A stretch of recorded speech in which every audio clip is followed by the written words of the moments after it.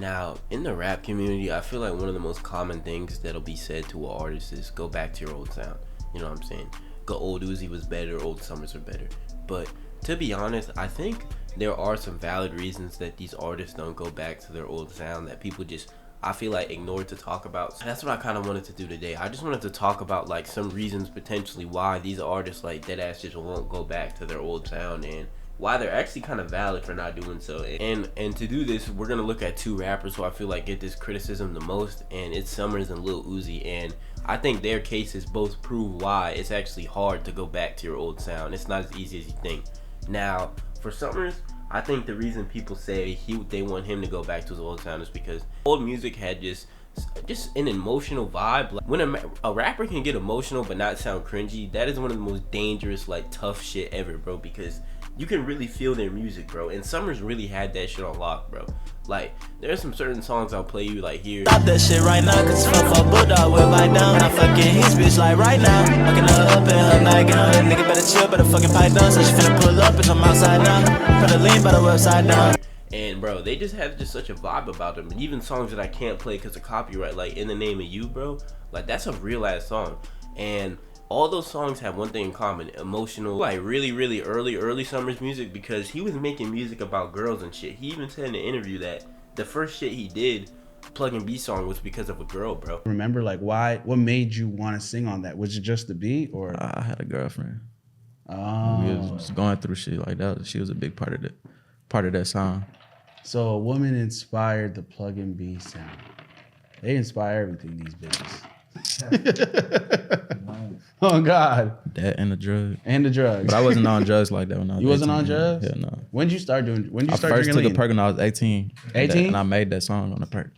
So yeah, like you can obviously see that it was a different part of his life. The other type of music, like 2020 through 2021, why that shit was such a legendary run is because, bro, the amount of pain this man Reno had was crazy, bro. Bro, and that was his grandma, and like, bro, he loved his grandma so much, and that shit made him like spiral into drugs and stuff.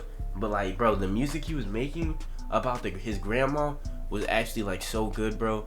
And like his music was so good because you could really feel how much pain he was in. Like now, he's not poor, he's not struggling anymore. He's rich, he's got cars, he's got money, he's not off drugs, he's healed from all of his past mistakes. So why would he make the same music that he was back then when he was hurting and shit? You know what I'm saying?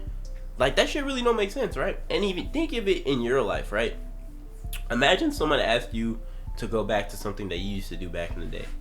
Like, let's just say, for an example, it's like you were a really good basketball player or something back then, and people are like, hey, why don't you play basketball anymore? It's not, it could be really as simple as you just playing basketball again, right? But it's not, bro, because it's a different part of your life and you just don't want to do it. So it's the same with these rappers. Now, for Lil Uzi, as simple as like fucking Summers, bro. Now, Lil Uzi does have some bangers that aren't Fourth Girlfriend. Like that song Grow Up, that shit crazy. And there's a bunch of others. But I just think that his music back then was just so satisfying and so good, is because, if you don't know, he had a girlfriend at the time that he really loved called Britney. And a lot of his best songs from back then, like New York Nights at 21, they were all love songs for Britney. You could tell that he was just a rich young nigga getting money, you know what I'm saying? And had a girl, and it was just hard for him to process it, so his music would hit because you could see him explaining like how this shit feels, you know what I'm saying? The emotions he feels. Now, the reason this man don't make music like he did back then, like Love is Rage 2, Lil Uzi vs. the World, is because, well, first, Love is Rage and Lil Uzi vs. the World is when he had Britney, and you could tell he was just super happy, super jolly. That's why his music had such like an upbeat tune, and he had like some good love songs. And then for Love is Rage 2, that's like a breakup album. So Uzi now, right? Just hell, no longer struggling, and he is healed from Britney. Like, he don't give a fuck about that now. He got a whole new girlfriend and shit, and he's a grown ass man. Like, Lil Uzi's in his 30s, so how are you gonna expect him to make the same music from in his 20s when he was experiencing a whole different shit and was a whole different person? He'll probably cringe if he tries to sing and like do love songs like he did back then. Like, you know what I'm saying? Like, cause what people don't understand is that these artists are human too, bro. So they're gonna transform. When they transform and change as people, their work is gonna change. So you gotta understand that as a rap fan, man. Like, these people are human too, bro. They're not just gonna make the same music over and over again.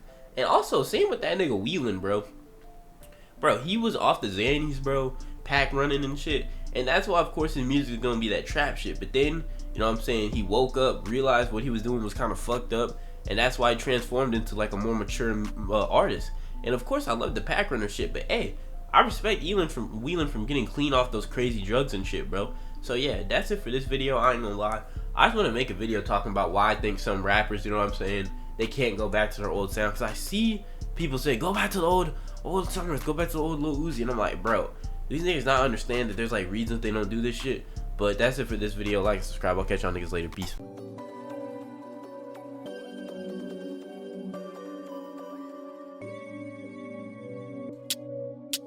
Yeah, yeah, yeah.